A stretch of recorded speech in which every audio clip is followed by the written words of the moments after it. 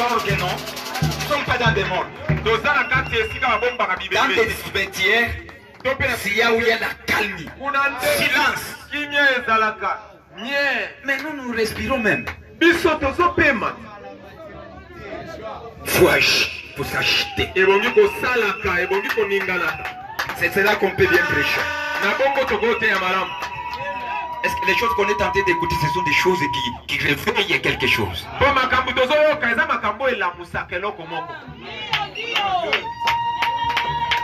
Priez un peu, tu vas dire ceci. Seigneur, je n'aime pas t'écouter dans cette manière, dans cet état que je suis.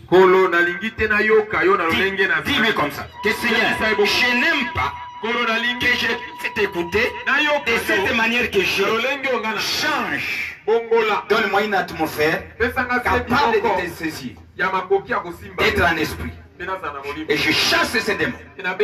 Au nom de Jésus-Christ, que je sens l'amour, l'agitation d'amour. Commencez à prier. Frère-vous que je veux vous accompagner toujours. Il faut toujours veiller dans la prière. Si on est dans de telles conditions, il faut nous accompagner avec des.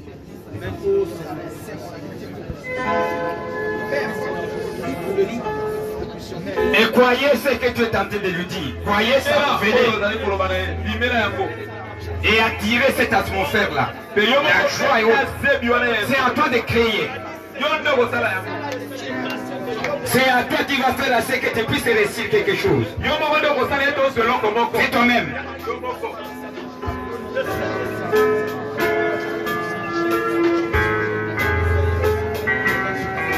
Alléluia.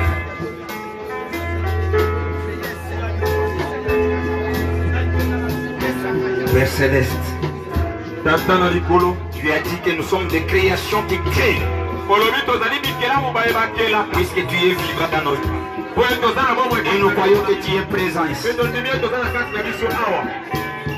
Ce que nous te demandons, et ce que tes enfants tentent de te demander, exaucer cela, Seigneur. Je sais que ta présence est au milieu de nous. La colonne de feu est présente. Tous les esprits qui ne confessent pas ton nom, au nom de Jésus-Christ, puisqu'il est ce peuple, et que ce peuple puisse être libéré, nous attendons à t'écouter, à recevoir ta volonté, à recevoir ta parole, en t'écoutant, Seigneur. C'est là où nous recevons la foi. C'est là où nous serons guéris. C'est là que nous serons élevés dans les célestes. Accorde-nous cette présence. Sois avec nous, Seigneur. Commence avec nous et termine avec nous. Au nom de Jésus-Christ, nous te demandons ici. Amen. Acclamez pour le Seigneur Jésus. Acclamez pour le joie et les cris.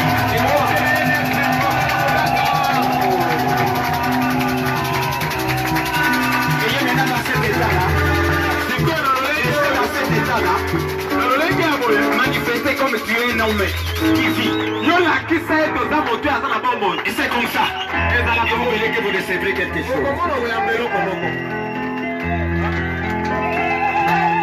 S'il a dit que ton règne vient, c'est lui-même qui savait. Derrière les cris des louanges, il y a quelque chose. Acclamez pour le Seigneur Jésus. Oh, merci. Vous pouvez maintenant vous mettre là.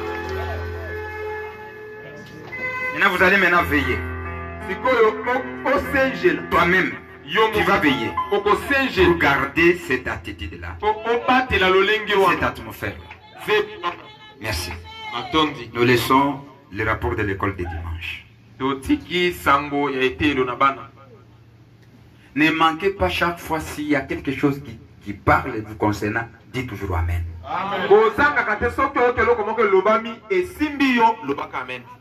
Tu peux même se lever, tu peux crier. C'est parmi des choses qui ont été révélées. C'est parmi les choses que les prophètes est venu restaurer.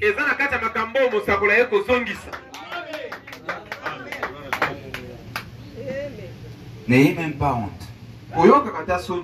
Même si vous sentez que je puisse me lever, je fais les 100 pas. Fais-le. Tu seras béni. Tu seras béni. N'ayez pas honte. Peut-être derrière ce que tu vas faire, ça va déclencher quelque chose que Dieu va vous donner. Je vous dis, les choses de Dieu c'est comme ça. Tu peux s'approcher de ce que tu as si longtemps prié que tu ne recevais pas. Mais avec un acte divin que tu peux faire, vous le recevez.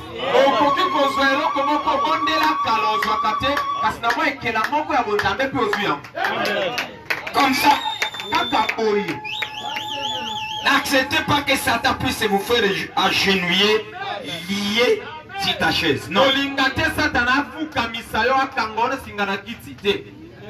Ou te faire interpréter mal ce que vous avez écouté sur la chaise.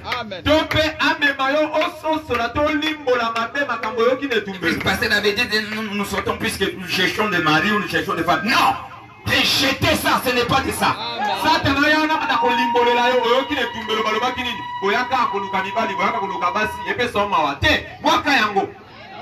peut venir adorer un Dieu où il n'a pas l'intérêt. Donc tu viens ici pour ne pas avoir un intérêt. Moi je ne prêche même pas s'il n'y a pas un intérêt. Je ne peux pas prêcher.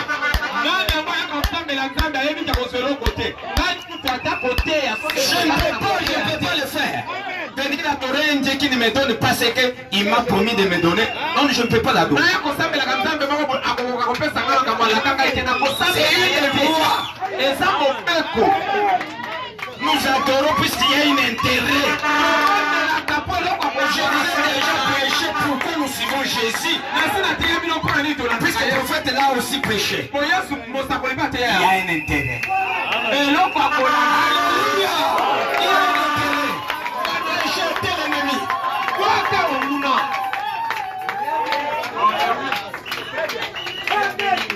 Que Dieu nous bénisse. Je ne peux pas te suivre si il n'y a pas un intérêt. Non. Ici tu n'as pas de... Je ne t'ai pas te suivre. Non, même dans ton église je ne peux pas rester. Je ne peux pas dire. C'est la loi. Te donner. Et vous donnez maintenant Christ quoi? Donnez-lui les cris. Est-ce que toutes ton corps sont convertis?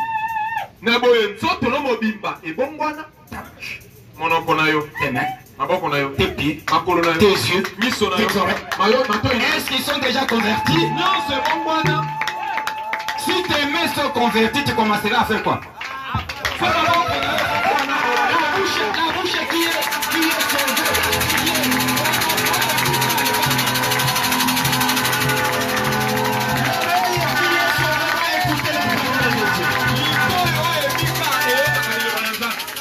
un cœur converti va saisir la volonté de Dieu. Que Dieu nous bénisse maintenant. Nous devons faire, nous devons donner tout ce que nous sommes au service du Seigneur.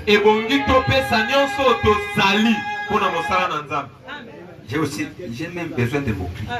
Même ceux qui ont crié.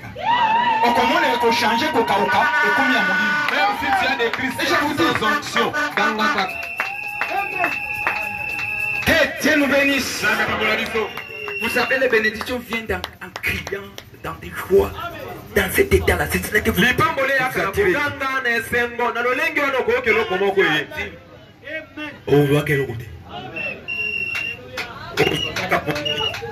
Tu n'auras que le sommeil.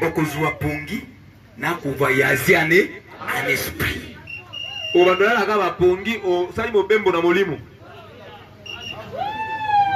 Évitez ça. Ok. Il doit être capable de saisir chaque aspect que le Saint-Esprit nous amène.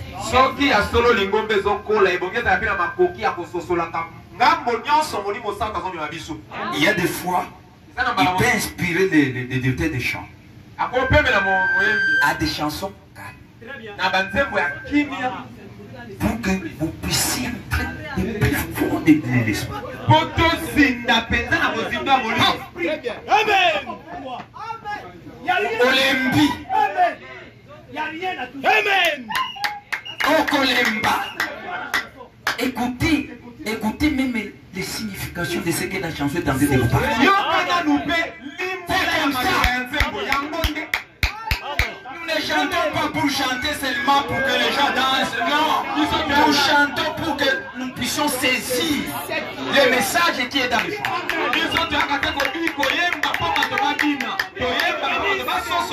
Dieu bénisse. Vous devez être comme ça.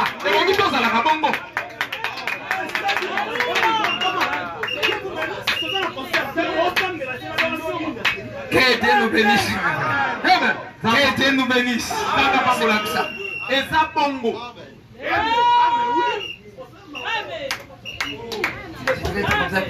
Non, tu n'as pas écouté. Tu n'as pas bien saisi les messages qui étaient dans le monde.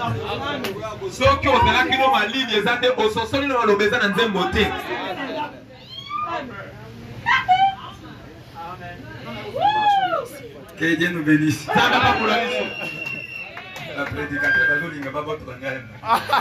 les prédicateurs sont même prêts à m'arracher la chaise. Que Dieu nous bénisse. Que Dieu nous bénisse. Nous faisons ce que nous puissions. Être là. C'est dans des écritures.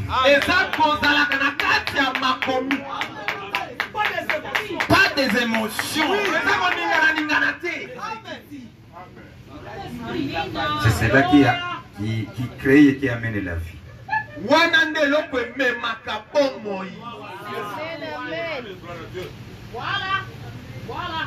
Jetez ça.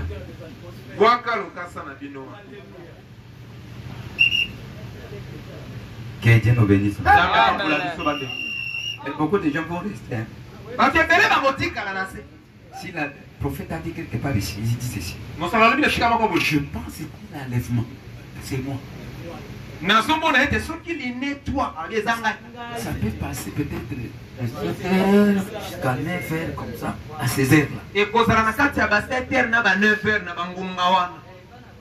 Et toi tu es dormi sans même pas prier, vous venez adorer.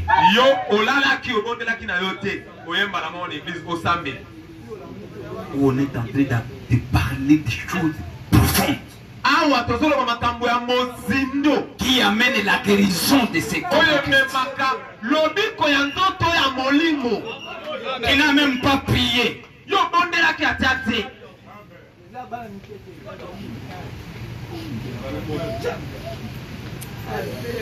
Que Dieu nous bénisse. Donnez-nous le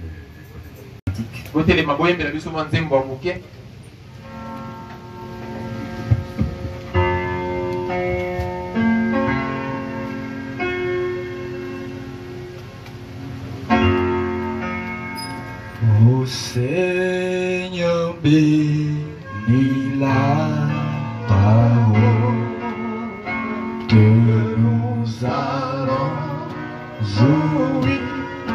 Ne permets pas qu'elle s'envole de notre souvenir. Ô Seigneur, bénis la parole que nous allons jouer. Ne permets pas qu'elle s'envole de notre souvenir. Jaloux, jaloux de ta sainte âme, trop souvent le malheur accourra village que répandu ta main. Nous allons prendre le 1er Jean. Première lettre de Jean, chapitre 4.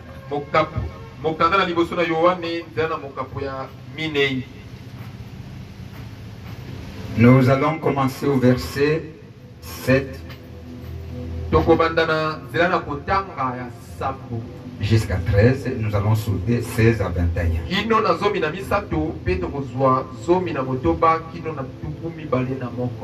Nous lisons.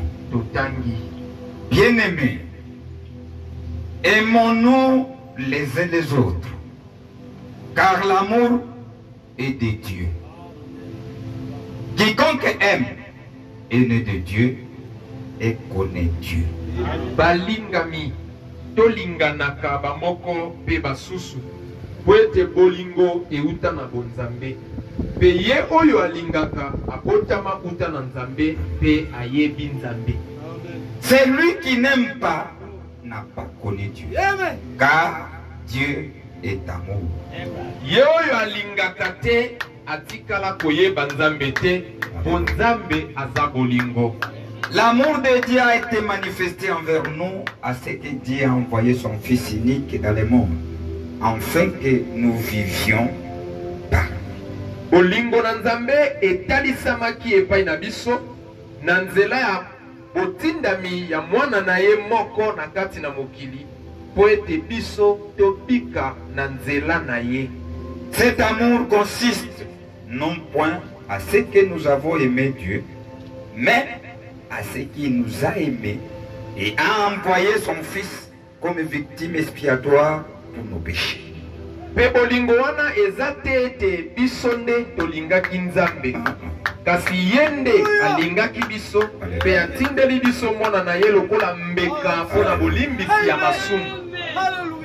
Bien-aimés, si Dieu nous a ainsi aimés, nous devons aussi nous aimer les uns et les autres. Balingami, soki nzambe alinga biso lolenge wana esengeli biso pe tolinganaka bamoko pe basusu. Personne n'a jamais vu Dieu. Si nous nous aimons les uns des autres, Dieu demeurera et son amour est parfait à nous. Moko te atikala komona nzambe, soki tolingani bamoko pe basusu, nzambe akovanda kati na biso pe bolingo na ye ebongi be na kati na biso. Nous connaissons que nous demeurons en lui et qu'il demeure en nous à ce qu'il nous a donné son esprit. Amen. Toyebi ete tozali na kati na ye pe ye azali na kati na biso po ete apesa biso molimo na ye. Amen. Père bien-aimé, molingami, nous venons de lire cette lettre d'amour que tu nous as laissé. Qui est en train de nous dire ce que nous sommes et ce que nous devons être et tout ce que tu as fait pour nous. Nous te bénissons pour cela. Bénis cette portion que nous venons de lire. Bénis les oreilles qui ont suivi et qui vont continuer à suivre. Nous croyons en t'écoutant. Nous recevons la foi. Accomplis cela, Seigneur. Et en écoutant ce que nous venons de lire et tout ce que tu avais révélé à ton prophète, que cela amène la vie. Que cela change la vision et la façon d'adorer de cette église.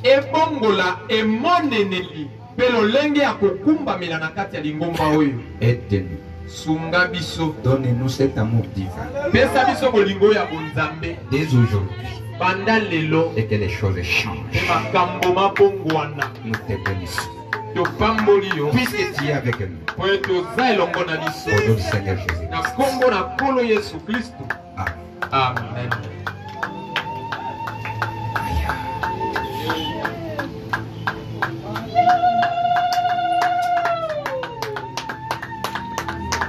Que Dieu nous bénisse. En lisant seulement, qui sentait ce qu'il bénisse. namoni lokola natika kaka. En lisant et suivant seulement. J'ai senti, si je peux vous dire, que Dieu vous bénisse de rentrer à la maison. Est-ce que vous avez aussi senti ça? Frère, c'est Dieu ici qui est clair devant nous, qui ouvre même l'entendement de nos oreilles pour bien l'écouter et l'exprimer. Vous voulez encore quoi qui va vous donner? C'est question seulement d'accepter, d'obéir ce qu'il dit.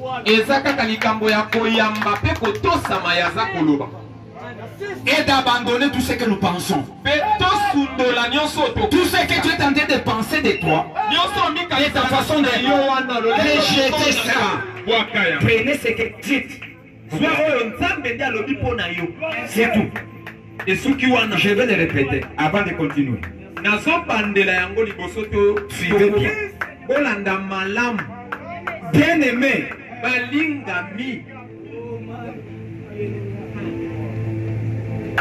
Aimons-nous les uns les autres. Mes frères, j'ai médité.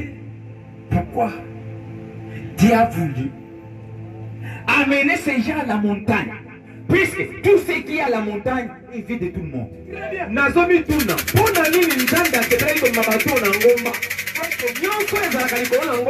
Tout ce qui est met dans un milieu élevé n'est pas caché. Yes. Et c'est cela qui va révéler les choses cachées. Il parle de ces trois vertus de la divinité. C'est que je vous ai dit, la foi, l'espérance et l'amour. Ce sont des choses qui marchent avec la divinité. Il y a des vertus dedans qui englobent Dieu.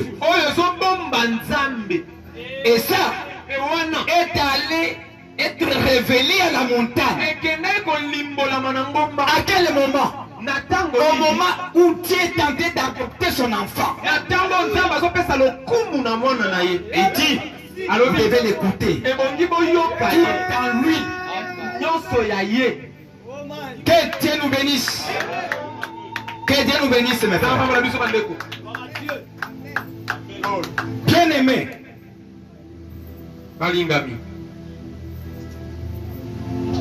Aimons-nous les uns les autres, car l'amour est de Dieu. Balingami, tolingana ba moko pe basusu, pote bolingo e utina bonzambe. Dieu nous a donné, il y a des choses devant. Il y a la libre arbitre. Les choix. Les choix que tu fais, c'est celle qui manifeste ce qui viendra. Ton choix, c'est si aujourd'hui tu peux te décider que je crée cette atmosphère de l'amour, pour aimer mon frère, pour aimer ma soeur,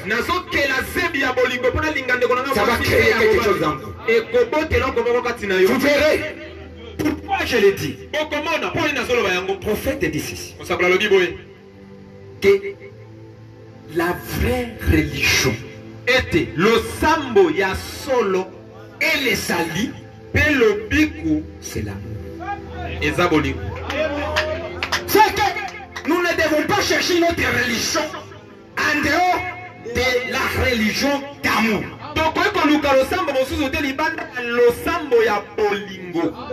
Puisque c'est l'amour qui amène les salis. L'amour est Dieu. Créez ça. Tu as ces capacités-là. De les créer et vous devenez petit. Stillateur. Il dit, dès que vous créez cet amour, vous êtes au-dessus de tout. Vous avez la victoire en vous. Bien-aimés, aimons-nous les uns les autres. Seigneur, donne-moi ça. Non, non, il m'avait déjà donné. Moi, je l'ai. Si toi tu es tenté d'attendre, moi je l'ai. Qui autre qui a ça? Que Dieu vous bénisse. Dis d'abord Amen, non? Amen. Ce sont des bonnes choses. Et dans la regardez, ils sont en train de nous dire comment vous pouvez recevoir Dieu. Est-ce que c'est question d'aller la montagne et aller prier? Non, ce n'est pas question d'aller faire 40 jours là. C'est maintenant ici. Vous avez besoin de Dieu. Vous avez besoin de Dieu. Créez l'amour. Seulement ça. Entrez dans cette atmosphère de l'amour. Il n'y a pas l'équation. Il n'y a pas beaucoup à méditer. Commencez à créer seulement ça. Acclamez pour le Seigneur Jésus-Christ. Créez ça seulement. Dès que vous le créez, vous sentirez quelque chose envahir votre âme. Faites votre télé, mon gars, vous sentirez ça. Quelque chose qui entre. Commencez à aimer même ton ami qui est à côté de toi.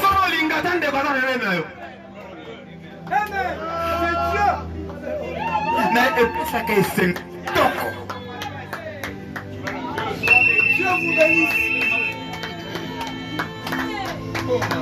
aimons-nous les uns les autres. L'amour est de Dieu. Et quiconque aime est né de Dieu. Et connaît Dieu. Regardez une grande révélation qui est là. Si vous avez l'amour, vous connaissez Dieu. Et vous avez Dieu. Que Dieu nous bénisse. Un grand mystère. Inexploité. Alors il y a tout là. Les sources de tout. Je vais vous lire. Vous voulez être béni. Vous voulez être une bénédiction. Être béni. Prenez l'amour. Seulement.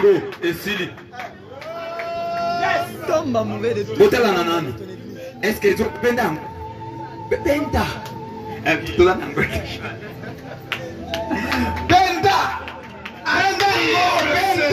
Benda.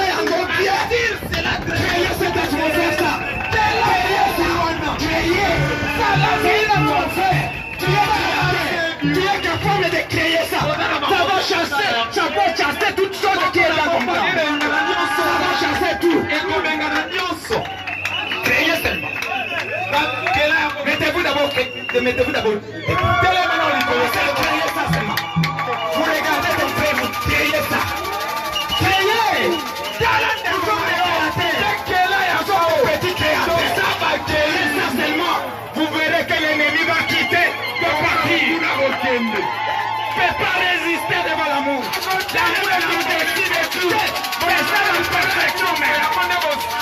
L'amour, c'est ça la perfection. Et Dieu lui aime. Créez ça. Alléluia. Acclamez pour le Seigneur Jésus.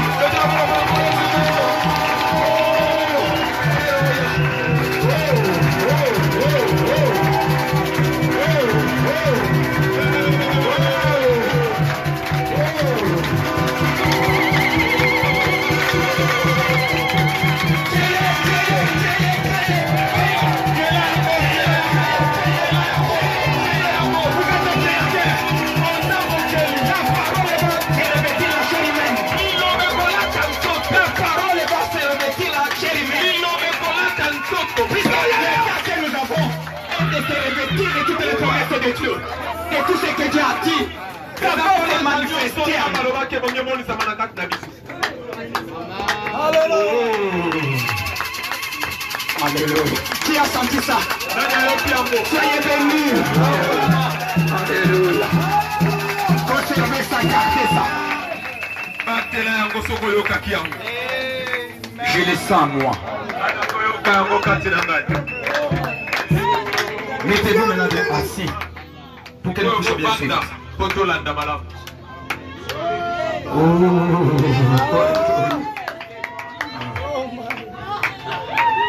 Alléluia, alléluia. Celui qui n'aime pas n'a pas connu Dieu. Oyo alingaka te atikala koyeba nzambe te, car Dieu est amour. Po nzambe asa bolingo. C'est vrai, c'est la vérité. Ya solo bandeko. C'est la vérité. C'est ça solo. C'est amour. C'est Seigneur aux enfants de Dieu. Et on va m'accaper de Dieu, il est ça. Il faut des choses à exploiter. Les aînés là. Vous sentez cette chaleur-là de la vie. Commencez à créer cette. Vous voulez des choses échanger.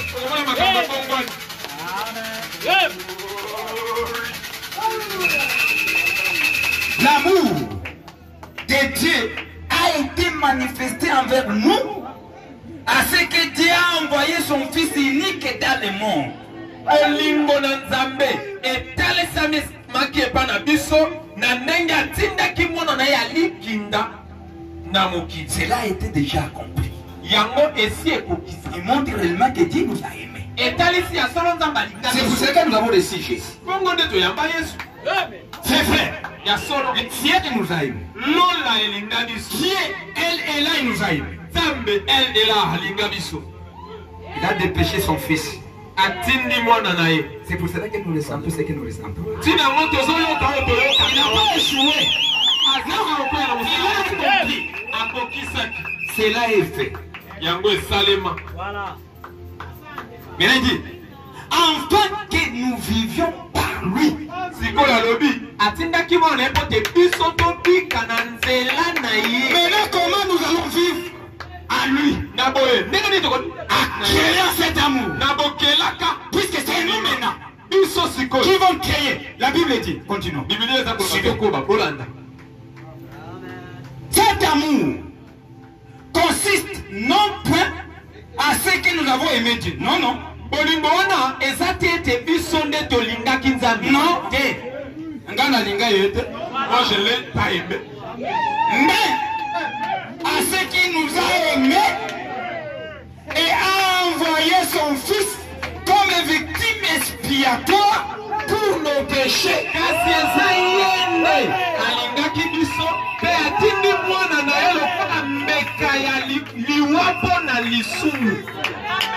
Regardez maintenant. C'est pour cela que dans l'amour il n'y a pas de péché. Si vous entrez dans l'amour, il y a toujours des positifs. Toujours positif. Toujours positif. Pourquoi? Parce qu'il y a quelqu'un déjà qui a pris nos faiblesses, il a porté ça, il nous a donné sa justice.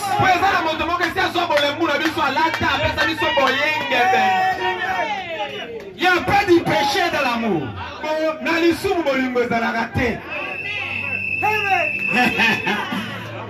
Est-ce que vous croyez à ça? Il n'y a pas de péché dans l'amour. Ce n'est que le pardon. Pourquoi? Puisqu'il y a quelqu'un qui a expié.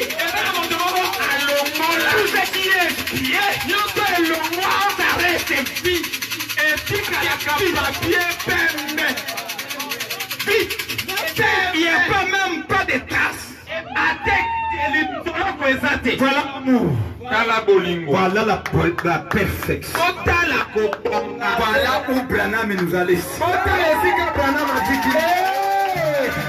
là où Branham nous a laissé. La part. Acceptez ça.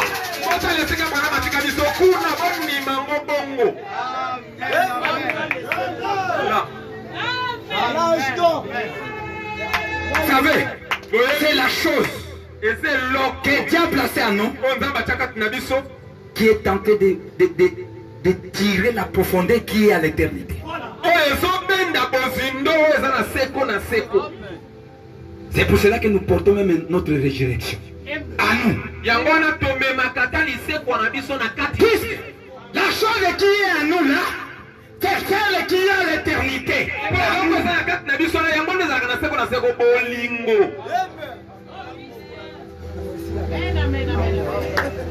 Bien-aimé, Balingami, si Dieu nous a ainsi aimés, suivez maintenant bien. C'est notre tour, regardez. Nous devons aussi nous aimer les uns les autres.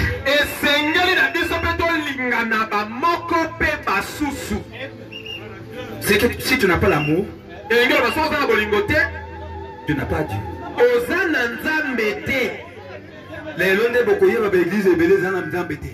Aujourd'hui, vous découvrirez beaucoup d'églises qui n'ont plus Dieu. Ils sont juste des chants. Avec beaucoup de mystères. Mais Dieu n'est pas là. Nzambe azate. Que Dieu nous bénisse. Que Dieu nous bénisse. Il dit que nous devons nous aimer les uns et les autres. Personne n'a jamais vu Dieu. Qui a déjà vu Dieu? Ne vous trompez pas, frère. Si nous nous aimons les uns les autres, Dieu demeure à nous.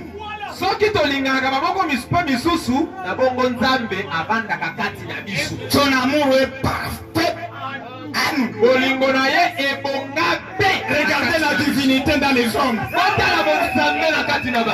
divinité dans les hommes. C'est la divinité dans les hommes. Je te vois, je vois Dieu. Qu'est-ce que je vois? Qui fait que je puisse voir Dieu? Pas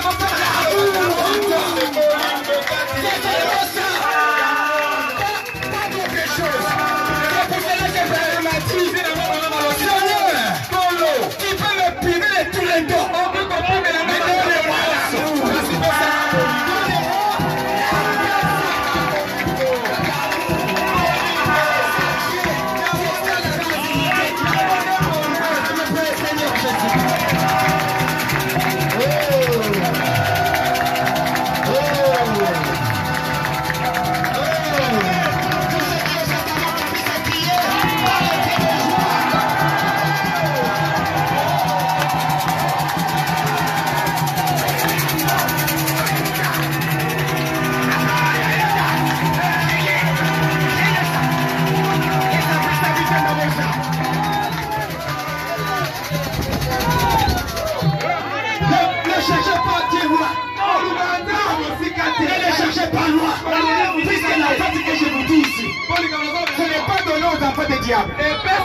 Jamais l'amour, c'est pour la sémence de premier.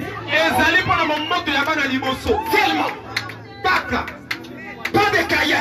Pas de semences de serpent. Non. Les enfants de Dieu. Vous savez, le prophète dit, tu peux rester avec quelqu'un 2 minutes, vous serez si là Dieu. C'est quoi? C'est cet amour qui est né, puisqu'il t'aime, il n'a tout fait. Voilà, mon ami, au cours de 2 minutes, on connaît pas ce qu'on a dans Nzambe. On a dit, on les voit dans zone bimisa, et son chancé bimisa. On les sent, et on sent yoka yango, que cet homme même, ce qu'il dit, c'est la vérité. Ce qu'il dit, il tient à l'intérieur. Ce qu'il dit ici, il n'est pas blessé.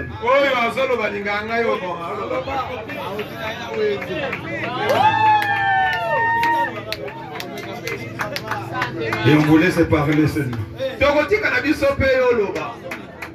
On discerne. Personne n'a jamais vu Dieu. Si nous nous aimons les uns les autres, Dieu demeure en nous. Son amour est parfait.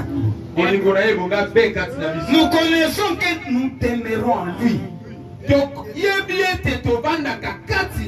Papa, mais le s'il vos amis, tout le monde est sous. Regardez, je te dis ceci.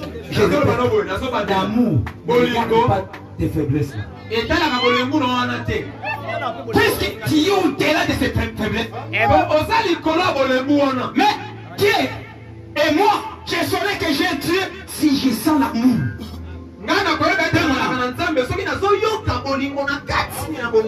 Que je suis capable.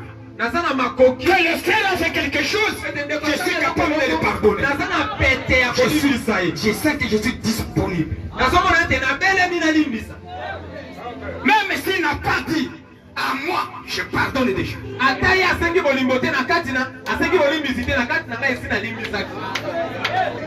Il y a des fois je mange, je sais comme je suis rassasié. Peut-être un frère aussi a fait quelque part. Je sais un peu troublé là.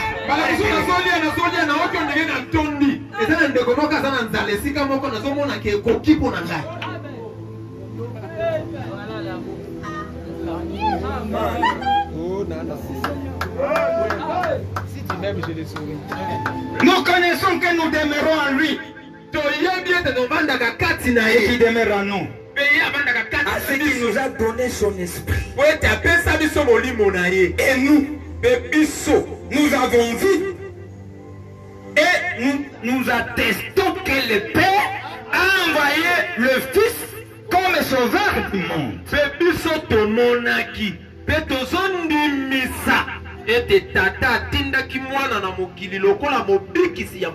Alléluia.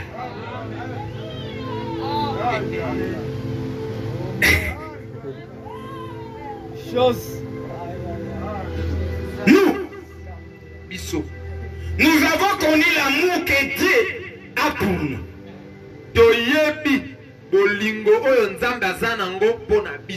Et nous y avons cru.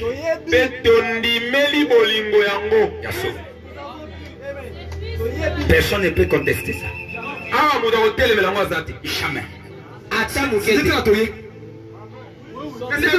C'est pour ça qu'on est ici. Vous êtes en train de crier pourquoi? C'est cet amour. Puisqu'il vous a sauvé. Tu devrais être dans le monde. Tu devrais être dans des synagogues, des morgues qui est là. Tu pourrais être là, commencer à chanter des chorales et autres.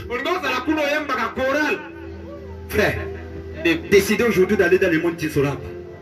Tu ne sauras pas. Tentez, essayez. On n'a pas la force. Même si tu tombes aujourd'hui, tu ne sauras pas de rentrer dans le monde. Tu as la force de rentrer. Difficile. Pas si. Nous reconnaissons. Allez au-delà de vos faiblesses. Mais Dieu ne regarde pas vos faiblesses. Merci Seigneur.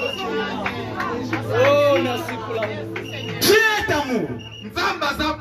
Et celui qui demeure dans l'amour demeure en Dieu. Et Dieu demeure en lui. Quelques questions cessent de se poser. Est-ce que nous sommes ensemble? Moi vraiment j'ai Dieu. Maintenant il y a la différence d'amour. Il y a l'amour filéo. Et il y a l'amour agapao. L'amour agapao, c'est l'amour divin. C'est l'amour qui est capable à pardonner même l'ennemi. Que l'amour filéo ne peut pas faire. L'amour filéo, c'est l'amour que nous avons avec nos femmes. Mais l'amour agapao est au-delà de ça. Ils vont jusqu'à ce que vous tenez à main dans la main avec ton ennemi. Et tu pars prier pour lui. Capable de ne pas parler à mal à ton frère. C'est difficile à parler de ça. Regardez, je vais vous donner un petit signe qui vous arrive à qui vous étouffez. Le Saint-Esprit en vous, à qui vous êtes en train d'étouffer, puisqu'il est là. Regardez cette expérience. À chaque fois, tu es en train de parler. Si tu veux parler de quelque chose que ton frère a fait, tu as toujours senti quelque chose qui dit non, n'est pas.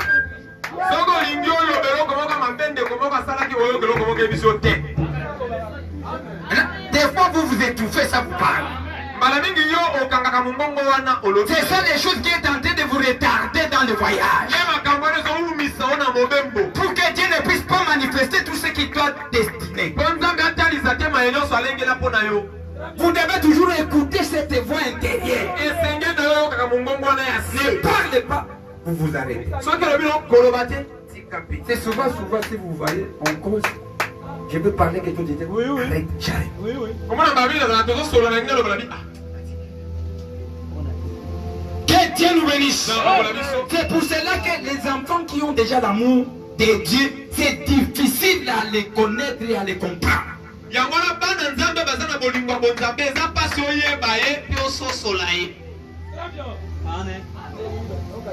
Tu peux y arriver à la table et dire non, je ne mange pas. N'interprète pas. N'interprète pas.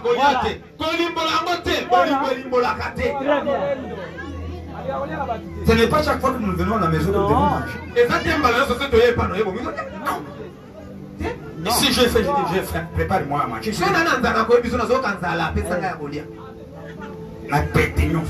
Avec toute simplicité.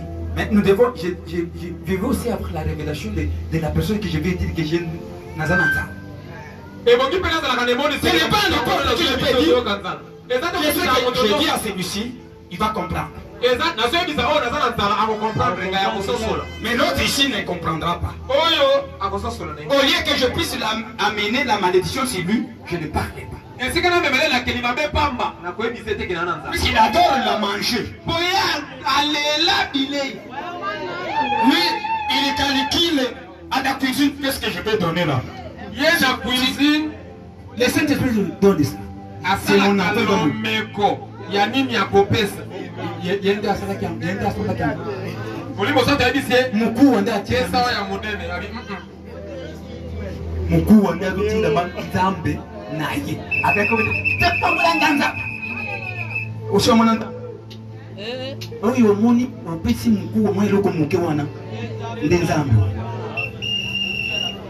Donner des grandes choses à Dieu. J'ai senti que cet esprit me dire que je vais donner quelque chose. Alors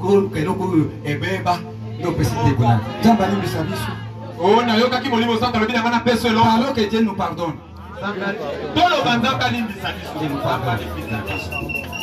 Nous devons donner les choses que nous aimons. C'est ça les choses que je vais donner. C'est que j'aime. C'est ce que je vais donner. Qu'il me pardonne. Qu'il pardonne même ma maison, ma femme et mes enfants et toute l'église.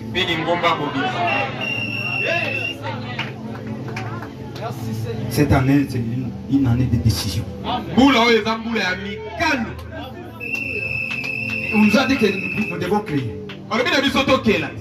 Frère, ce qui est dans mon exemple, c'est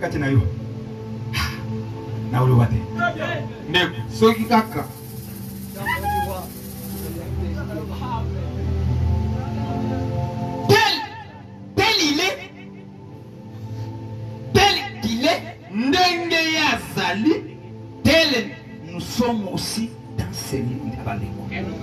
Ndenge ye azali, ndenge biso petoza na mokili oyo. Ah, bandeko. Est-ce que vous suivez ces choses? Bandeko, vous suivez. Tel qu'il est, ndenge ye azali nous sommes si c'était eza ndenge biso mpe toza na mokili oyo nous devons se révolter. ebongi tolamuka totomboka bande Nous devons se révolter. totomboka na kati Qui sont prêts à se révolter? Soyez bénis. opambolama Sondons bien les Écritures. totisolama komi Il y a des choses. Il y a des choses et des choses eza na makambo que les gens n'arrivent pas à exploiter. oh bato bazokoka Ce sont des choses qui vont déclencher le ciel. yango nde makambo ekofombola lola Je vais vous lire le prophète ici. entangela bino mosakoli awa Les choses qui cachent Dieu à qui nous ne voulons pas aller exploiter.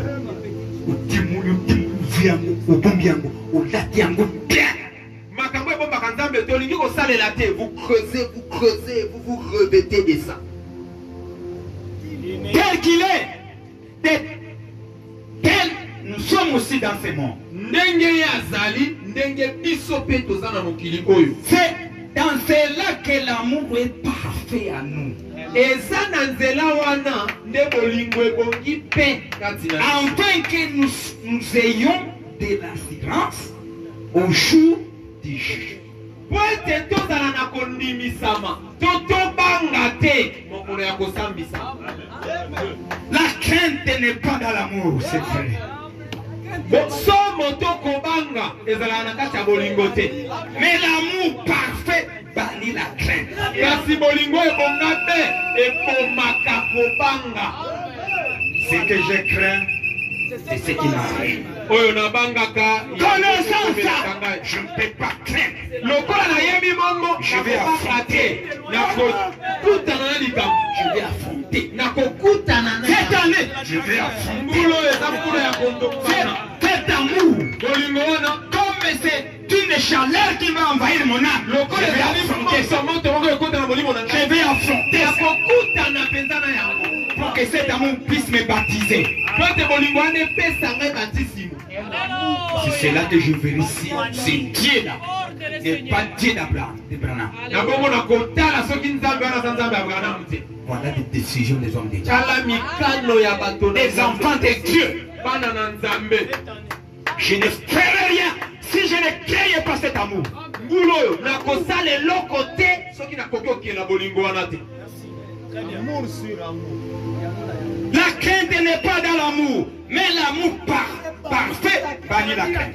kobanga ezalaka na kati ya bolingo te kasi bolingo ebongi mpe ebomaka kobanga Car la crainte suppose un châtiment. mpo kobanga elingi koloba ozobanga obetama Ça. Et c'est lui qui craint n'est pas parfait dans l'amour.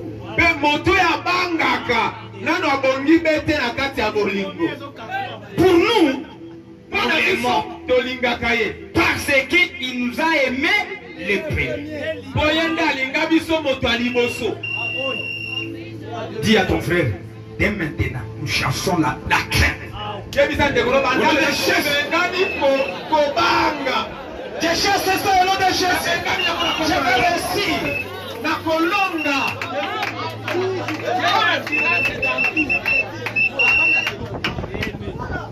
Affrontons. Ne regardez même pas les mythes de Jéricho. Ne regardez même pas les mythes de Jéricho. tu as Jéricho te Nous le faire écouler. Donc on peut faire les mythes de Jéricho. Nous le faire écouler. Parce que c'est des barrières. Affrontez les mythes de Jéricho. tokobuka bamila Jéricho Nous avons des stratégies. tozali na lolenge ya kosala yango wana Alléluia. Acclamez pour le Seigneur Jésus-Christ.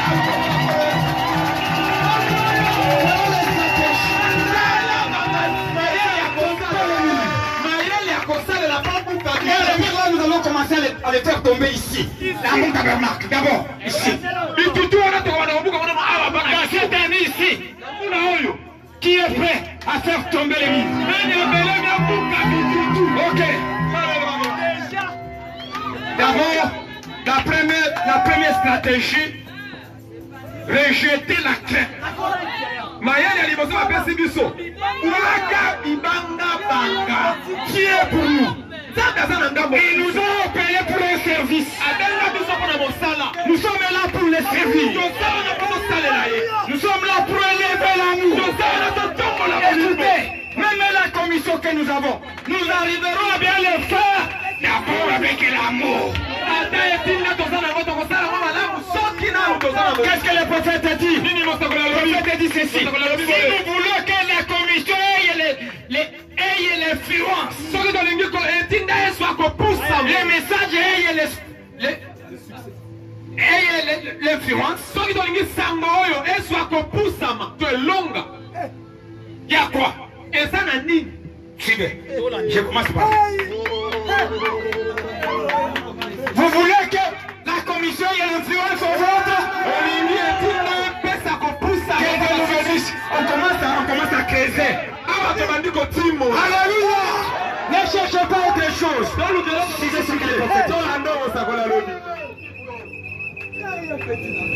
Il dit ceci.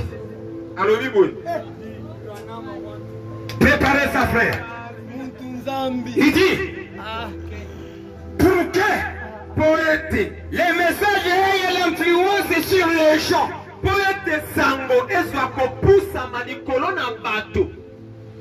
Premier point. Ayez une bonne dose d'amour divin. Retenez ça. La commission aura l'impact. Pas beaucoup parler. Non. Pas beaucoup prêcher. Il y a des prédicateurs, mais il manque quelque chose d'essentiel. Que Dieu nous bénisse. Jésus n'était pas éloquent. Mais il avait une force. Retenez bien. Il n'était pas éloquent. Il avait une vertu. Cet amour qui était en lui, qui était au-dessus de toutes connaissances. La première chose qui va faire, c'est que les messages aient l'impact. Cherchons la dose de l'amour divin.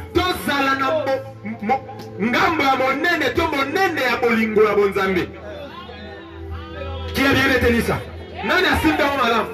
La commission va aller loin.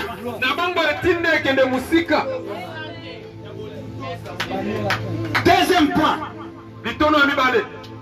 Briser l'obstination et l'indifférence des hommes.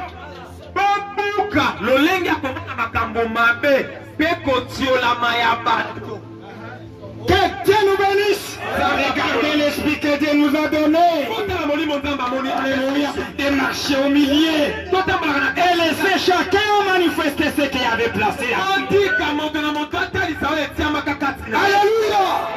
Alléluia. Est-ce que l'église saisit? Voilà notre force. Briser l'obstination et l'indifférence des hommes. Ne négligez personne. Non. Laissez-lui. De tout ce qu'elle fait, priez pour lui seul. Que Dieu nous bénisse. Les choses inexploitées que les gens ne saisissent pas. Troisième, nous devons avoir besoin d'une conférence avec Dieu. Que cela soit la vie. Que cela soit la vie. Cette union intime. Avoir cette dose d'amour. L'obstinence et l'indifférence des gens. La vie consacrée avec Dieu. Chaque fois entrer dans la conférence.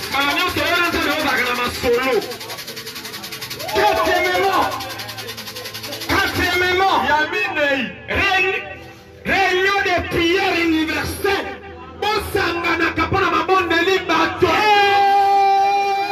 Alléluia. Voilà notre point qui nous indique. On a des programmes de prière, on on peut appeler un ami qui est aux États-Unis, qui est au Canada, qui est en Afrique d'ici. Nous prenons une réunion de prière. Donc, quand on a pas ça au bon de là, au bien de comment on a Afrique du Sud, nous sommes aux États-Unis, nous sommes à Wapi, au Sangani, au bon de. On crée ça. On se porte. Il y a des points qu'on est en train de prier. Écoutez bien les jeunes. On va le faire. C'est ça la raison de ces androïdes. On crée ça. Avec les bien-aimés de partout. Dans nos églises sœurs. On fait ce programme de prière. On prie pour cette réveil. Cette commission que Dieu nous a donnée. Alléluia. Alléluia. Et vous verrez l'impact. Cinquième point. Un appel à venir ensemble.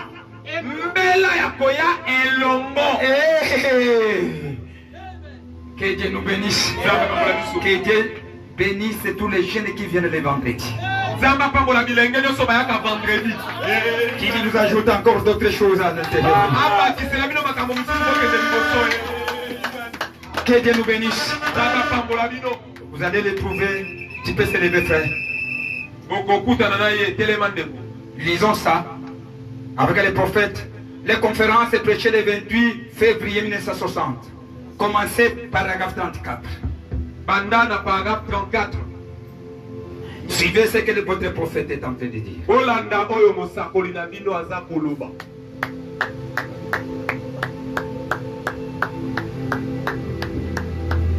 Nous lisons. Lorsque nous en arrivons à penser que nous sommes les seuls que Dieu peut utiliser,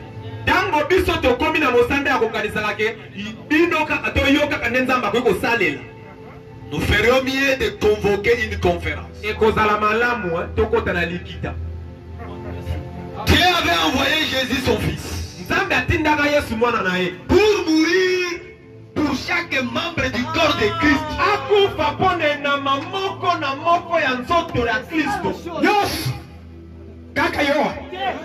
Il n'y a que toi seul à Église na biso kaka.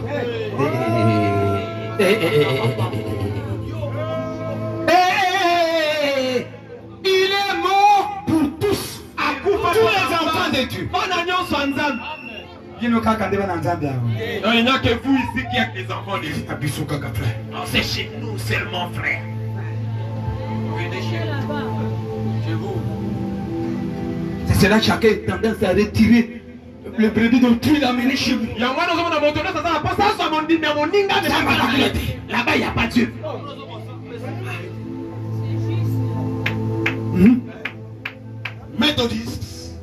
Méthodiste, baptiste. Regarde, baptiste. Branham pas au dénominationnel.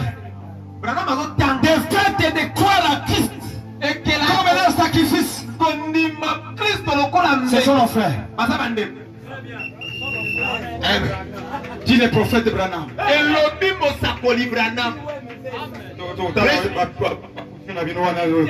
Nous verrons vos positions dénominationnelles. Nous sommes interdénominationnels. Presbytérien. Presbytérien. Luthérien. Catholique. Quoi qu'il puisse être. Ils sont tous enfants de Dieu par la promesse. Dis Amen. Tous ce sont les enfants de Dieu par la promesse. Mais dans la promesse, il y a des héritiers. Alléluia. Il y a des héritiers. Qui vont hériter avec Christ. Ensemble. Les enfants qui seront adoptés. Mais les autres ce sont des enfants qui vont hériter la vie éternelle. Ils ne participeront pas aux premières résurrections. Dans l'annonce de l'agneau au ciel. Cette rencontre-là, c'est seulement aux héritiers. Mais tous nous avons la promesse de la vie éternelle. Et viendront à la deuxième résurrection. Voilà les prophètes. C'est pour cela que nous le respectons. Puisque là-bas, il y a les enfants de Dieu qui vont hériter la vie éternelle. Ils n'iront pas à la lèvre. Ils vont passer dans la tribulation. Mais nous, à cause des messages que nous avons reçus, avec cette lettre d'amour qui est en train de préparer le mariage, nous allons participer puisque nous avons l'invitation. Nous avons l'invitation d'entrer dans le mariage de la Côte. Comme nous avons l'invitation, vous allez entrer au commun. Ils n'ont pas surveillé l'huile. Ils vont rester dans la tombe.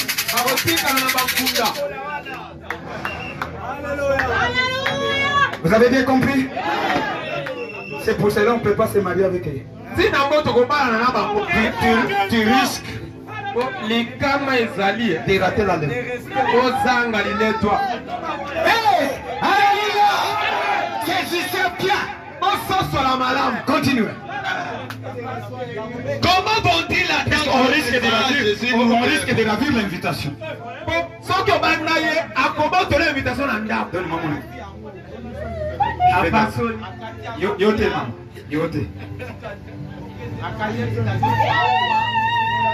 Attendez la tribulation. On va se voir à la deuxième résurrection. Tu n'as pas été conçu à avoir cet amour divin qui vont déclencher la résurrection. Tu n'as pas cette force de prendre là où il habite dans ça. Que cela soit ta vie.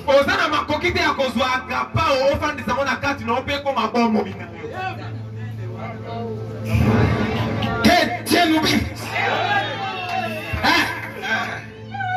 Comment vont-ils attendre le message si nous ne...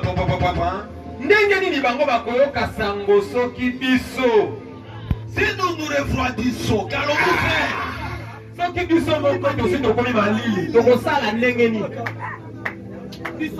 Alors nous présentons un présent.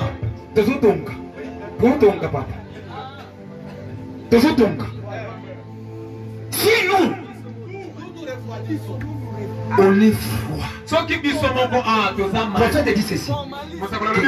Vous les jeunes filles, vous devez recevoir ce réveil pour l'amener aux autres.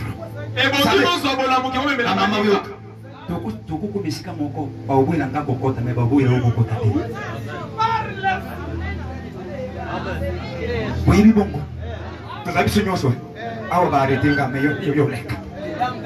Puisqu'il y a quelque chose, profitez avec quelque chose là pour introduire le message.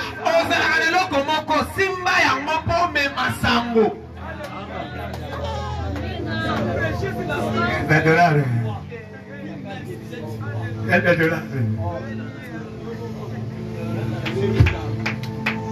Quand tu es fort, ils ont besoin de feu. Ils ont besoin de feu.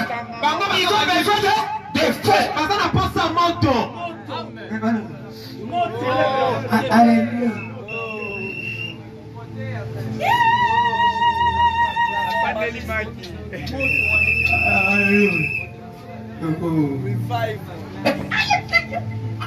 Vous avez ma casque. Ici même,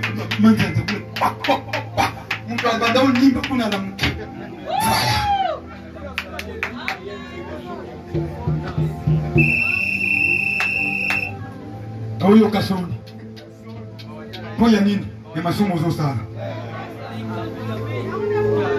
Papa, les kambo ya moto frère. Il faut que nous kango ba prédicateur. Kambo ya moto. Nous ne pouvons pas aller loin s'il n'y a pas ce feu là. Puisque le monde a besoin de feu. Le monde a besoin de feu.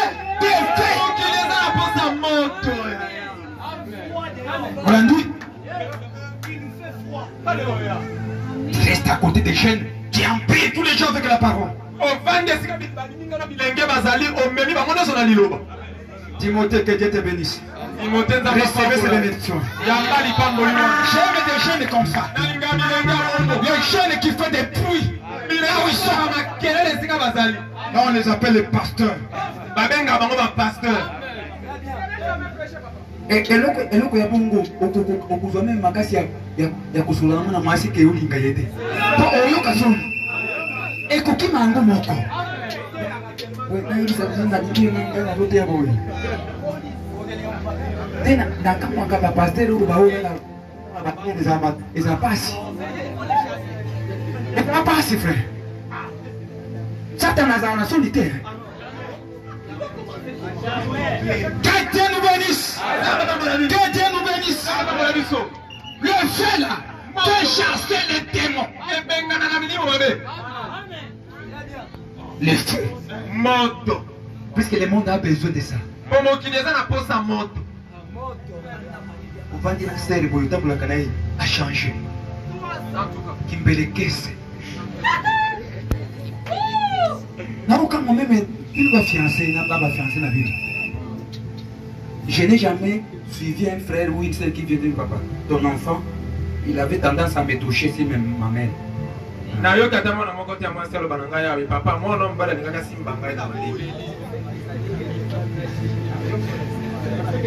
Akoboya ndenge nini? Aboyi ndenge nini? Ekufa. Johnny, comment vous allez me convaincre? On va me accepter. On va passer, mais Gana Yibi. Aussi Maki. Gana qui? Comment il a passé de Gana? Na Yibi pour que Nazaria ou Pona Punayo.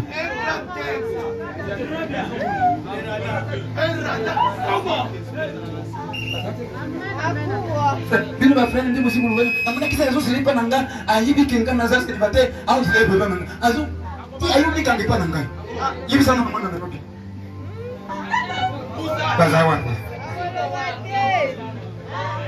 C'est les pela, les têtes du réveil. Moto on est à Bolamuki. Les fêtes du réveil. De Bolamuki. Amen. Non, avec ça allez confesser c'est pas avec Dieu.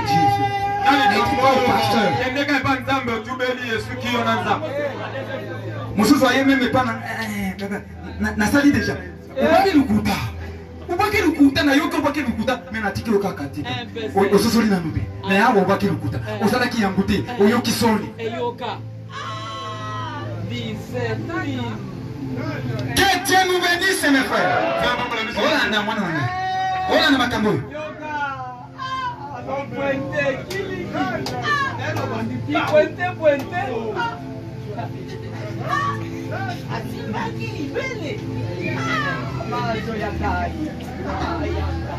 Alors, nous présentons un piètre exemple devant eux.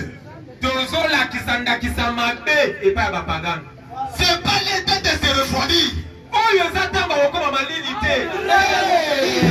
Nous montrons une mauvaise existence.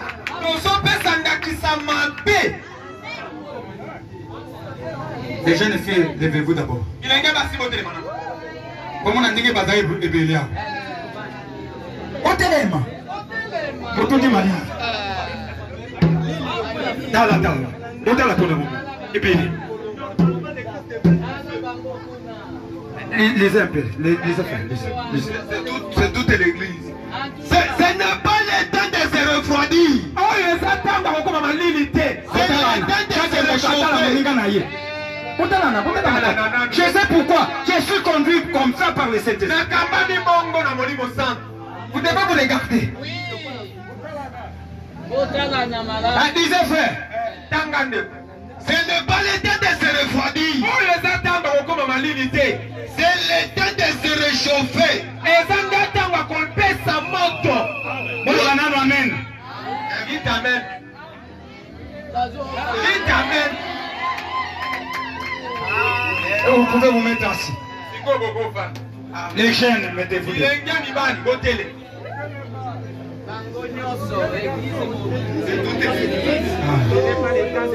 Ah ouais, on a pas si on va la tête. Ah bah on est tout on a Maman, boke de wapi. Eh frère, Basset, boke de wapi maman. Non, mon ami Tiawa.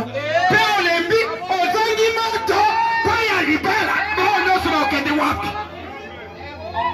Boke de wapi. Frère, ils vont aller où? Nulle part, ici, c'est bon.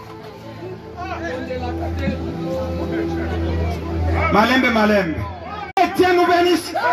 Lisez pour les jeunes. Lisez pour les jeunes. Ce n'est pas le temps de se refroidir. Dis amen les jeunes. Non, non, na okote la basser. Boye nazo bandana bangoli susu. Tokotaka, topetaka binuze combien un bien. Tokokate. Na ningeno sauter na binu susu. Vous êtes prêts? Baturo ya. Bolobi beturo yo. Même ceux qui n'ont pas la bango. Octocota. Lisez, lisez, lisez. C'est l'état d'atmosphère. C'est l'état d'atmosphère. C'est bi. Ok. Ce n'est pas le temps de se refroidir. C'est le temps de se réchauffer. Acclamez pour le Seigneur Jésus-Christ.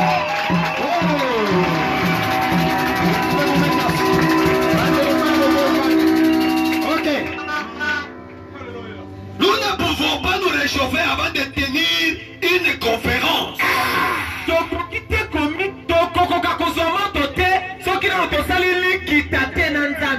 Il n'y aura pas. Nous devons créer cette conférence-là. Cet échange-là. Cet échange-là qui nous introduit dans les lieux saints des saints. L'homme qui était sacrifié pour nous faire dans les lieux saints des saints. Nous allons quitter dans le pavillon extérieur. Que Dieu nous bénisse. Aha. Un réveil à l'ancien temps. Il ramènera le fait du réveil. Qui attirera l'attention. Alléluia.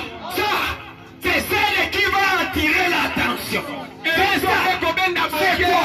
C'est des doses d'amour. Que Dieu nous bénisse. Où nous allons bannir la quête, l'obstination, l'indifférence. Enlève ça. Que Dieu nous bénisse. Cela va tirer l'attention. Les gens commenceront à se poser des questions. Qu'est-ce qu'il y a? Tous ces jeunes-là, ils sont tous. Pourquoi ils sont unis comme ça? Comment ils sont comme ça? Ah, je veux aller dans l'église. Dès qu'ils arrivent ici, ils sont dosés d'amour. On est soudés. Et Dieu va faire descendre les bénédictions. Et ça attire l'attention. Et là, le message passe. Que Dieu nous bénisse. Là, on réveille les gens. Et on donne la vie aux gens. Là, on fait quoi? On stimule les gens. On réanime les gens. Alléluia. Alléluia. Que Dieu nous bénisse. Que Dieu nous bénisse. Même si l'ennemi viendra, il va raconter quoi? L'amour entre nous. On va l'aimer. On aime cet ennemi. Il y a des choses. Ou bien il vient de nous. Ou bien acclamez pour le Seigneur Jésus-Christ. Ok. C'est alors que le pécheur entre dans le royaume de Dieu par la naissance.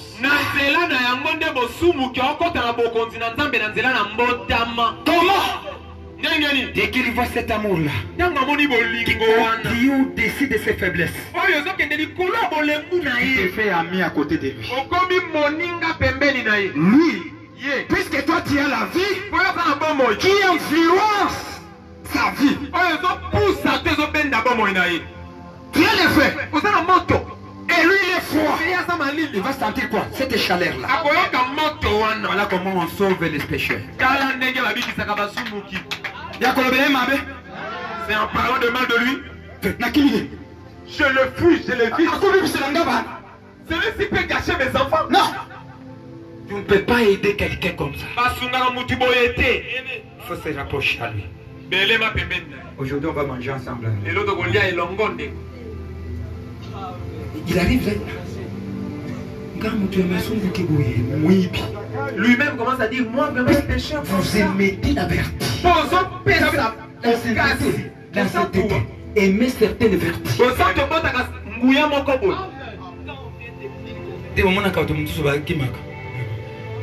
On a tendance à fuir. Si vous sortez dans cette présence-là, un jeune garçon, avant de regarder dans ma téléphone, il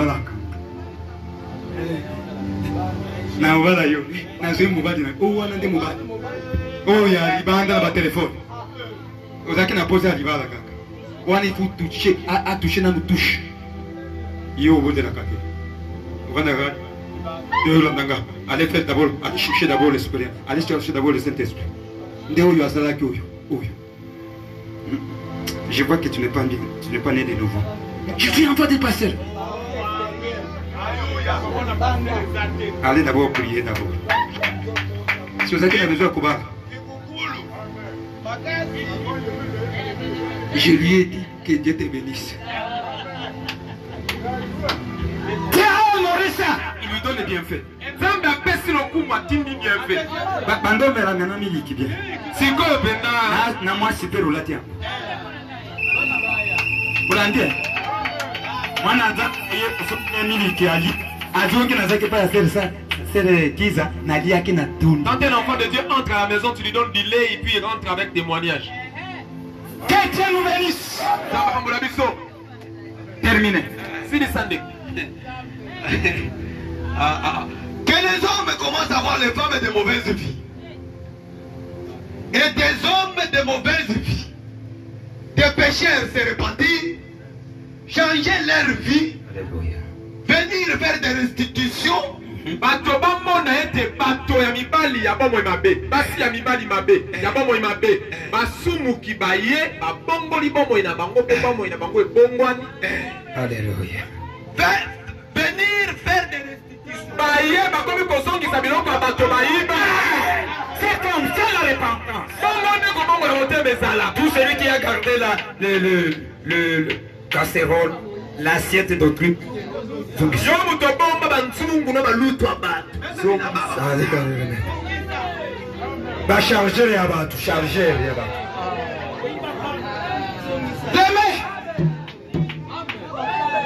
Remettez ça. Chargeur. Les chargeurs. Chargeur. Vous allez charger les abatu, vous allez habiller tout. Écouteur.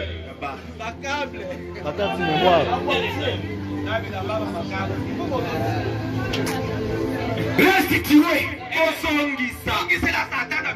Ce que vous avez je t'achète.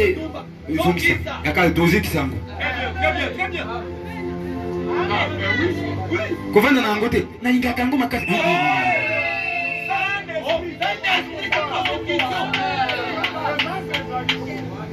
Nazwaki Bible huyo Bible. Même Bible ya bantu zokisa. Bible. Na brochure ya bantu senga kite. On t'avait pas offert, on t'avait dit de lire et remettre. Oh, et Biki Sakamilimu, Zongisa. Ok. Pleurer. Batubasolela. Ramenant de précieuses perles. Azozongisa bamayaka ya motuya ya baka. Les gens pleurent. Vous verrez des repentances de J sec.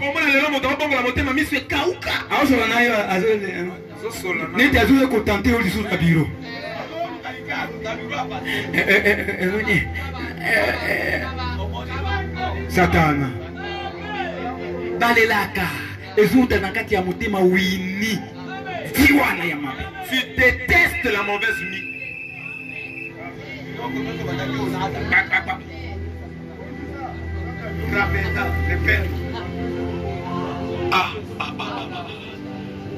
L'église a besoin d'une bonne dose d'amour pied. Lingombe azana posa ya dosi ya munene ya bolingo ya peto. C'est tout ce que je vous ai dit là. L'église a besoin de cette dose d'amour. Lingombe azana posa ya dosi wana ya bolingo. D'amour fraternel à l'ancienne temps. Bolingo ya bondeko ndenge ezalaka na tango ya kala. Nous avons besoin d'une conférence. Toza na posa ya likita. Tenir une conférence. Toza la likita. Alléluia. On vit une autre conférence. Sautez 36. Qui est né à 36. C'est dans les pentecôtistes et toutes ce soir. Oyo lingombe abakitela na ngombe no se bazana ngo posa na poko na lelo. C'était rejeter tout fardeau. Eza kobwaka mikumba. Et le péché qui nous enveloppe si facilement.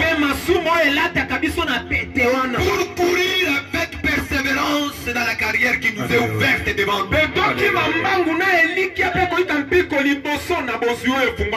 Alléluia. Et rechercher cet amour. Il nous faut une conférence. Une réunion de prière universelle. Pour que l'église du Dieu vivant soit rassemblée. Paragraphe 49 jusqu'à 50. Allons vite.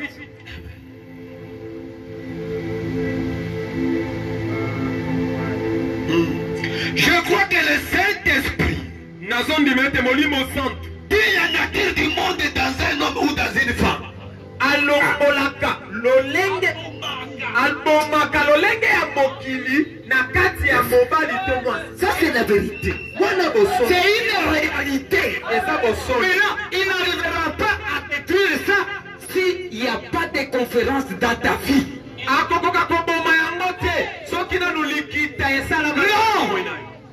Non. Toi tu as été baptisé hier. Tu ne connais même pas comment prier. Tu vas te faire aller dans la prière. Toi toujours prongi. Na ba papa na yo na ba maman bazo monde bazo kota na ba chambre. Lobi ba pesi bino fufu. Ba ta na mete bana. Ndengeni bazo za. Allez réveiller. Oliaka fufu na ngai awa nazotokwama koluka mbongo bene bausunga ngai na eloko te makelele kaka na kolia fufu na kotondisa wese. Aide-moi aussi à m'accompagner dans la prière. Bolanda ma maman. Que les enfants nous aident à prier pour nous. Je vais au travail. Mobiliser les enfants à la maison. Na congé comme ça là. Plein congé, tout le monde tête à l'air. Tu lui tapes un android, il reste à la chambre. Il est tenté de David. Sony Abino Bapara. Honte à vous les parents. Les aveugles. Beaucoup font des mises. Mobilisons nos enfants. Cherchons ces feux.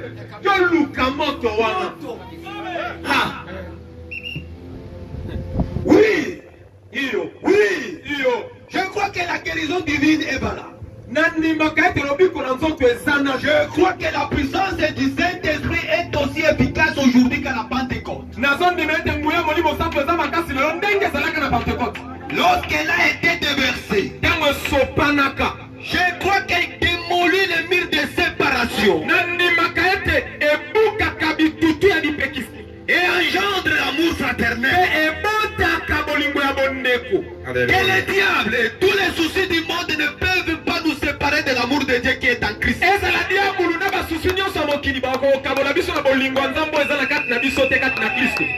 Il nous faut une conférence. Inévitable conférence. Pour nous rassembler en ces temps-ci. Il se tiendra une autre conférence. Et ce sera celle du jugement. Eh bien, vous pouvez ne pas avoir participé à la conférence des 4 grands. Moi non plus. Vous pouvez ne pas avoir participé à celle de Genève. Moi non plus. Mes frères et sœurs, permettez-moi de vous dire ceci. En tant que votre frère, à celle-là, vous y participerez. Chaque fois qu'une ambulance hurle là dans la rue, cela vous fait savoir que vous y serez aussi.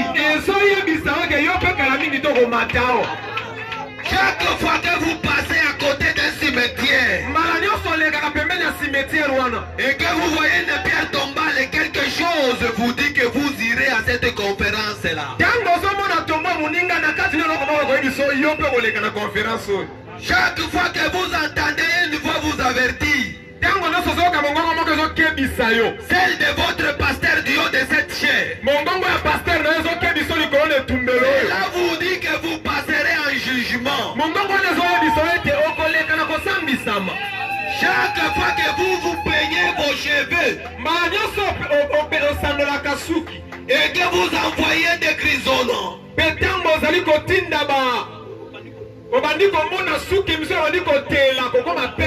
ou des cheveux qui tombent, ou des rides au visage, ou que votre vie devient trouble, vous passerez un jugement. Vous serez à cette conférence. Souvenez-vous donc. Vous devez y être. Jeune ou vieux, bon ou mauvais, vous les tiendrez. Le péché de certains le précède.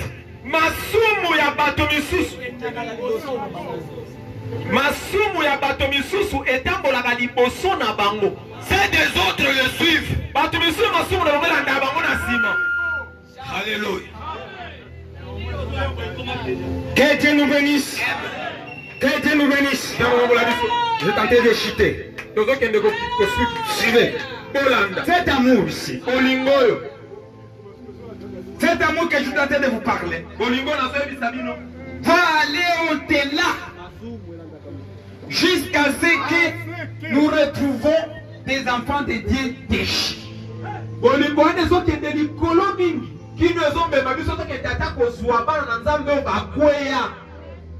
Prophète le dit. Suivez ce qu'il dit. Jésus-Christ est le même hier au 7 janvier 1955. Je prends paragraphe 15. Si j'ai devenu millionnaire ce soir, j'aimerais que tout le monde au monde devienne millionnaire. L'amour ne cherche pas son intérêt. Yo comme na mbongo olinga kuswa droite. Toi tu as de l'argent, tu veux pas que l'autre devienne riche. Voyez, en effet, nous sommes frères. Nous pouvons être en désaccord sur des divers points.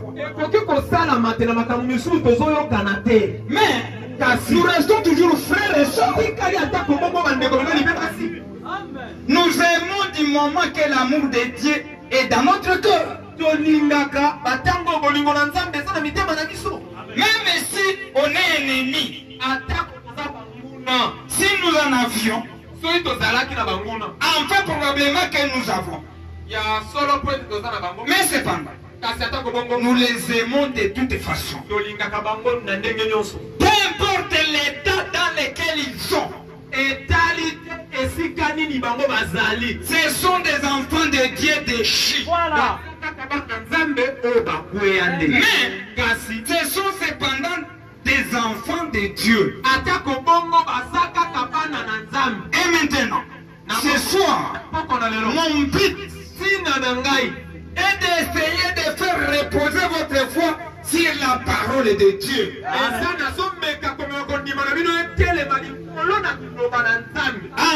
que vous sachiez que Jésus-Christ n'est pas mort,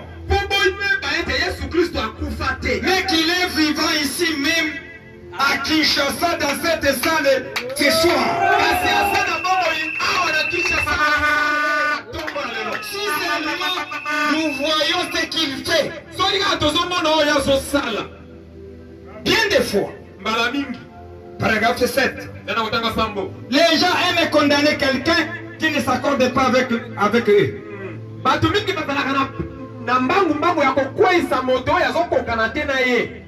Nous ne devons pas faire cela.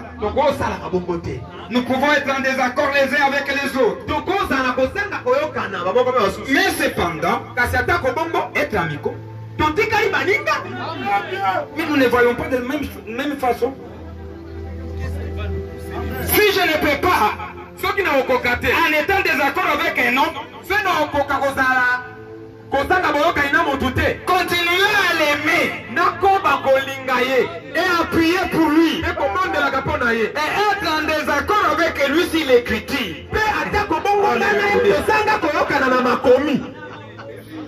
Mais toi continuez à prier pour lui. Soyez toujours ensemble. Mais on ne s'entendait pas à certaines écritures. C'est pour un meilleur éclaircissement. Est-ce que vous avez bien compris? Alors je ne lui dirai rien.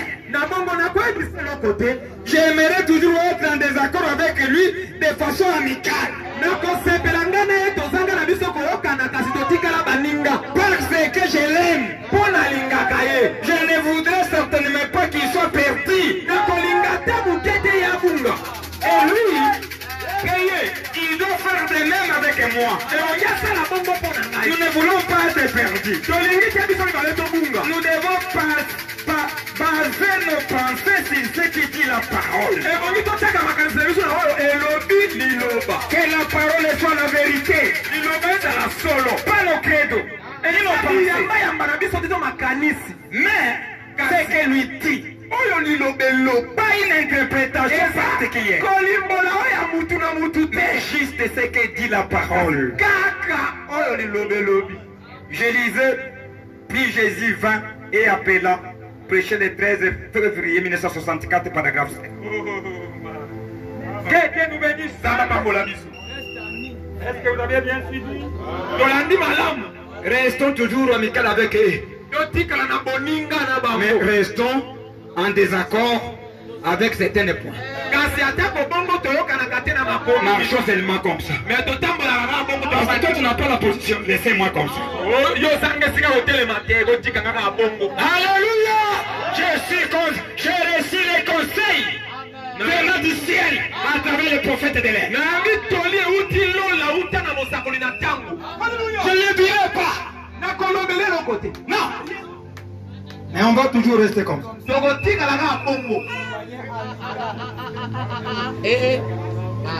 Que Dieu nous bénisse. Si vous voulez entrer une bénédiction et de recevoir une bénédiction, qu'est-ce que nous allons être? Suivez ce que les prophètes disent. Le prophète dit ceci. Il nous donne tout. L'atmosphère spirituelle, révélation spirituelle ou atmosphère spirituelle. Paragraphe, suivez ce qu'il dit. 12. Puis-je dire en passant une petite chose à vous mes frères, que je sais que vous représentez différentes dénominations. botika ngai nalobela komoko na koleka na nga mbangu epa na bino bandeko mpo nayebi bozali awa bandeko ya masambo ekesana. Je pense que je n'ai jamais parlé comme ceci à un groupe de gens. Mais dans cette région ici, ça, c'est là à l'échelle nationale maintenant. Si le diable peut nous tenir séparés, il nous amène à nous tirer les dessus les uns les autres. Il aura alors une cible à ses merci pour tirer n'importe où qu'il voudra.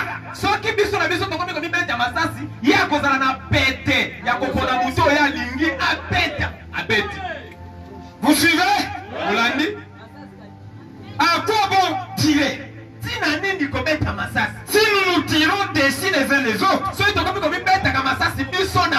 voyez, ainsi, il va tout simplement se tenir à l'écart et se tendre. Il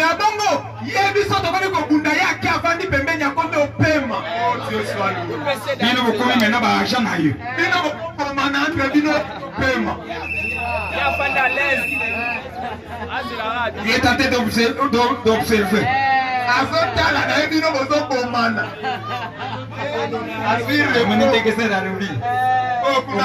Lui est tenté de regarder. Il s'est lâché bonnement à qui m'y a zopé.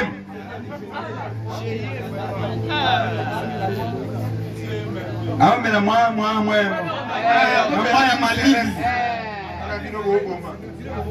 assez cabine à l'aise.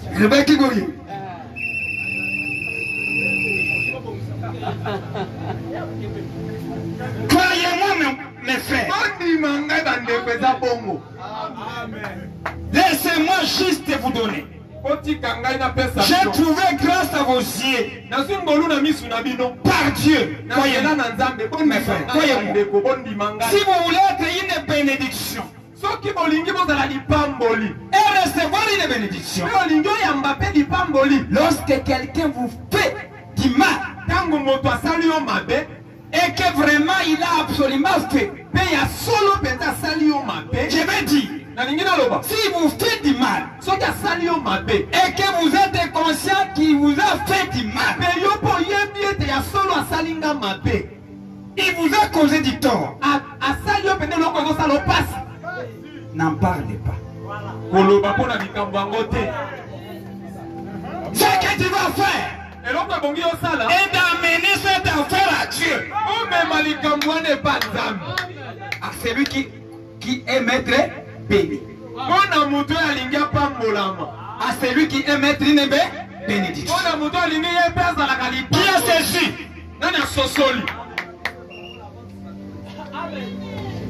Que Dieu nous bénisse. Ne parlez pas à personne. Amenez l'affaire à Dieu.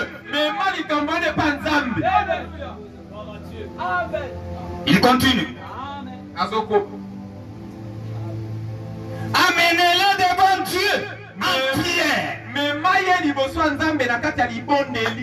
allez pas de manière égoïste en disant, eh bien, je suis censé faire ceci. Tenez-vous côte à côte avec lui. Tenez-vous dans la présence de Dieu, notre Père. De la manière dont une prière devrait être faite dans la présence de Dieu. Et dites, Père, voici mon frère. Il est vraiment, il mérite le châtiment. Qui m'a fait du mal. Et je ne vois pas pourquoi il a fait.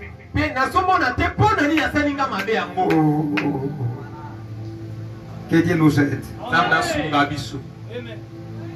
Vous avez compris? Puis, laissez Dieu commencer. Paragraphe 13. Puis, laissez Dieu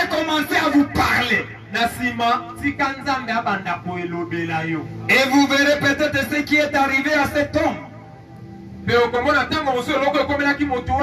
C'était le diable a exercé une pression sur lui quelque part et il a amené à faire cela.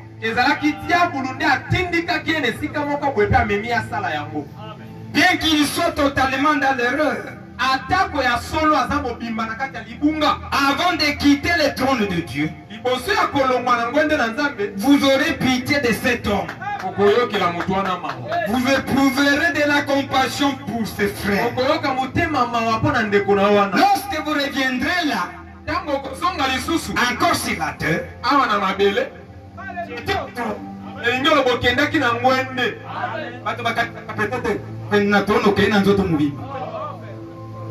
et en prière, nous allons au trône. Frère Branham est amené aveugle au trône. Il était devant le Seigneur. Il l'a déposé dans ses mains. Il a dit, j'ai essayé de prier devant le peuple. Ça n'a pas tenu. J'ai fait avec cet aveugle à tes pieds. Pour que tu puisses le toucher. Dès qu'il a terminé le dire, il est descendu avec cet aveugle. Il voyait complètement. Toi aussi, amenez ton frère au trône. Que Dieu nous bénisse. Dès que vous allez descendre sur la terre, vous sentez une compassion vers lui. Que c'était Satan qui l'a embrayé. Ce n'était pas lui. Que Dieu nous bénisse, mes frères. Voilà un homme qui aime être une bénédiction ou quelqu'un qui reçoit la bénédiction.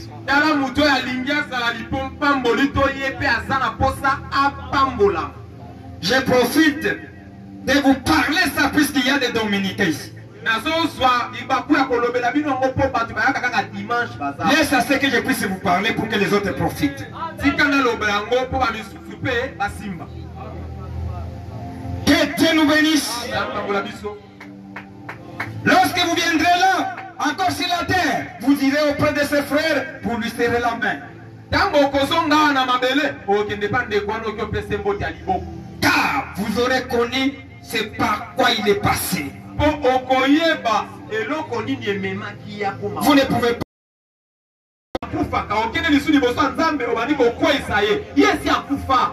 Je ne le crois pas, monsieur. Même certains pécheurs invétérés. Qu'en est-il des frères qui a commis une erreur? Même si je dis qu'il est tort, qu'il a tort, quelquefois il est accusé d'être dans l'erreur alors qu'il ne l'est pas. Mais s'il est dans l'erreur, eh bien, si nous l'amenons au trône de Dieu et que nous nous tenons côte à côte avec notre frère, sachant qu'il est un immortel et que sa destinée repose peut-être si notre attitude avec lui. Lorsque nous reviendrons du trône de Dieu, nous rendrons compte que nous sommes tous coupables et que nous avons tous besoin de l'aide. L'un et l'autre. La meilleure façon de s'y prendre, c'est de prier. Que Dieu nous bénisse. Que Dieu nous bénisse. Si vous n'avez pas l'amour, vous n'avez pas Dieu. Une église, là où il n'y a pas l'amour, Dieu n'est pas là. Je termine avec ça. Non, avec une autre chose ici. Peut-être je vais commencer. Je voulais me reposer mardi, mais je vais terminer d'abord. Je vais voir. Prophète dit ceci. Nous devons avoir l'amour pour vaincre. Que Dieu nous bénisse. Si vous n'avez pas l'amour, vous n'arriverez pas à obtenir la victoire. Nous lisons les prophètes. Je restaurerai. Prêché le 9 mars 1957, prophète 16. Il dit, paragraphe 14, Jésus a dit, à ceci tous reconnaîtront que vous êtes mes disciples. Si vous avez de l'amour les uns pour les autres. La Pentecôte avait fait. Je parle de la Pentecôte. Je vais dire le premier groupe des apôtres et des disciples. Ils avaient cet amour fraternel. Ils n'étaient pas cupides. Ils avaient vendu tout ce qu'ils avaient pour l'avancement de l'église. Ils étaient si unis que même quand quelqu'un apprenait que l'autre était mort, il disait, allons mourir avec lui. Quel sentiment, bien-aimé. Jésus en a parlé et a dit que Paul, plutôt, c'est Paul, persévérer dans l'amour fraternel. Cela existait dans les premières églises. Mais il s'est passé quelque chose. Il y a quelqu'un du nom de Gazam qui est entré. Et quand il s'est mis à dévorer l'amour fraternel sur cette vigne, il en a coupé les conduits même des sèvres. En effet, peu importe combien nous sommes intelligents, peu importe combien nous pensons avoir la connaissance, ou combien nous voulons être différents de quelqu'un d'autre, tant que ce sentiment fraternel n'est pas parmi nous, nous menons une bataille perdue. C'est vrai, nous ne pouvons pas vaincre. Il n'y a pas moyen pour nous de vaincre. L'amour doit nous amener à oublier les erreurs des autres.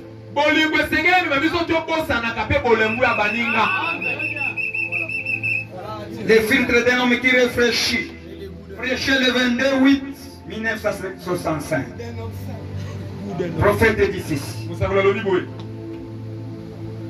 Église, j'aime assez que nous puissions tous se débattre. Nous devons avoir l'amour pour oublier les erreurs des autres. Nous devons avoir l'amour pour oublier les erreurs des autres. Amen. Qui peut dire amen à ça? Cet amour que je vous parle doit nous amener au niveau d'être capable de ne pas parler à mal de l'autre, d'oublier les erreurs des autres et avançons vers notre destinée. Je lis les prophètes et je vais arrêter là-bas, il y a beaucoup de choses. Si le Saint-Esprit me dit de continuer, je vais continuer. Paragraphe 16. Alors que les jours approchent, le plus ampli que les chantiers deviennent toujours plus étroites. Vous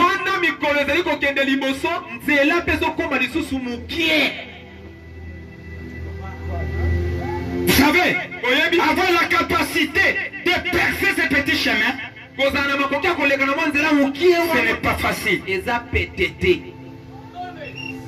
Nous voulons nous unir tous toujours plus. Nous devons être un seul corps. Nous devons nous déplacer ensemble. Oubliant les péchés de l'un et l'autre. ya moko pe mosusu. Ainsi que nos différences. Tobosana pe bokeseni na biso. Nous rapprochons toujours plus. Tosangana tokoma su moko pembeni mingi. Alors que nous voyons les jours s'approcher, Wana tozomona mokolo ezobelema. nous réunissons d'un seul accord et d'un seul cœur. Tosangana kana boyokani moko pe na motema moko. Si un frère ou une sœur s'écarte, si venez de prier pour cette personne. Dans l'amour, ayez toujours des égards les uns pour les autres. Ne laissez jamais l'un de vous s'égarer. Restez ensemble. Si vous le pouvez, ajoutez-y toujours plus. Constamment et tout le temps. Que Dieu nous bénisse. Ne laissez aucun de nous s'écarter les chemins. Que Dieu nous bénisse. Que Dieu nous bénisse, mes frères.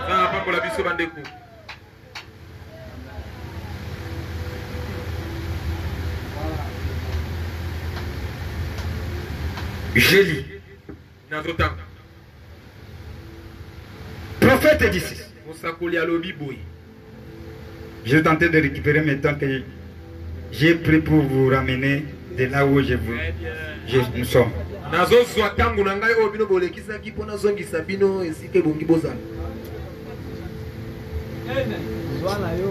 devez toujours donner les préférences les uns les autres.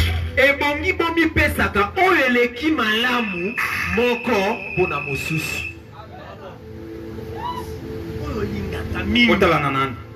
Regardez-vous. Bayebisi biso to pesa na kanini. Dobela ndeko. To pesa na. Prophète nous a dit si nous parlons de l'amour, vous devez le manifester. Vous êtes prêts? Il dit, je lis les prophètes. Expectative, péché le 7 février 1961. Paragraphe 42, je lis. Siméon, ce grand saint de Dieu était un homme de bonne réputation. Aujourd'hui, il s'est trouvé que les gens disent. Mais un instant, monsieur, je suis un homme d'affaires. Je suis médecin. Je suis professeur. Vous ne valez pas mieux qu'un autre. Lorsque vous pensez que vous valez mieux que quelqu'un d'autre, alors vous n'êtes pas du tout ce que vous devriez être. Disent l'Écriture. Vous voyez, lorsque vous en arrivez au point, comment pouvez-vous avoir la foi lorsque vous attendez à recevoir des honneurs les uns les autres?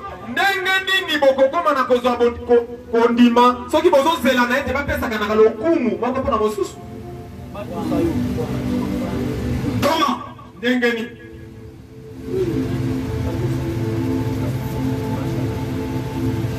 Que Dieu nous bénisse.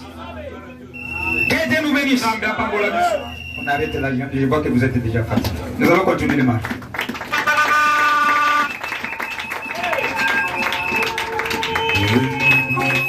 Venez mardi. Il y a des bonnes choses. Pour l'amour de Jésus, et mon âme fait, et mon âme fait, et mon âme fait. Pour l'amour de Jésus, et mon âme fait. Mais mon frère en fait, Seigneur. Mais mon frère en fait. Pour l'amour